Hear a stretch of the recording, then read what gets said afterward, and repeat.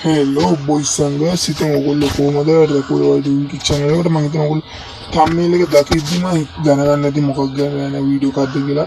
මේක gaming video එකක් එහෙම නෙමෙයි boys මම ගේම් එකේ හිටියට. මේක ඇත්තම කිව්වොත් මචං anime ගැන recommend කරන වීඩියෝ එකක්. ඉතින් බලමු. අපි anime ගැන recommend කරනකොට අපි බලන්න ඕනේ 2025 ආව අලුත් anime තුනක් ගැන තමයි මම ගේන්නේ.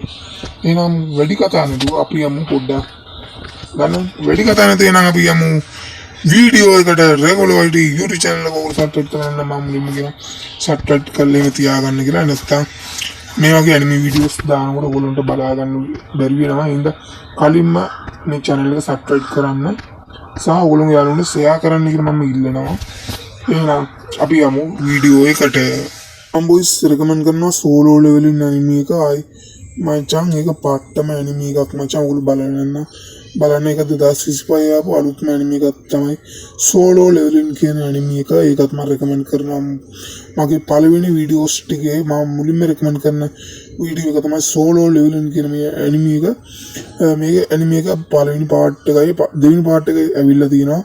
කැමති කෙනෙක් ඉන්නවනම් බලන්න solo leveling anime එක තමයි මම recommend කරන පළවෙනිම anime. දෙවෙනි anime එකට මෙන්න මේක නිර්දේශ කරන ඕගොල්ලෝ කැමති කෙනෙක් බලන්න. අතම මේකේ තියෙන Naruto anime එක වගේම සටන් සීන් තමයි. හැබැයි මේක ඇත්තම කතාව හරිම වෙනස් පැත්තකට තමයි යන්නේ. මේ anime එක මම 12ම බලා ගන්න බැරි වුණා. මම තාම එපිසෝඩ් 3යි බලලා තියෙන්නේ. ඒ හින්දා මම මේක හිතනවා 18+ වගේ අයට නිර්දේශයි. ඇත්තම මේකේ සුපිරිම සටන් සීන් තියෙන 2025 අලුත්ම ඇක්ෂන් තියෙන anime එකක් මම නිර්දේශ කරන මේ මගේ අවසාන anime එකට මම මේ anime එක නිර්දේශ කරන ඕගොල්ලන්ට බලන්න කියලා.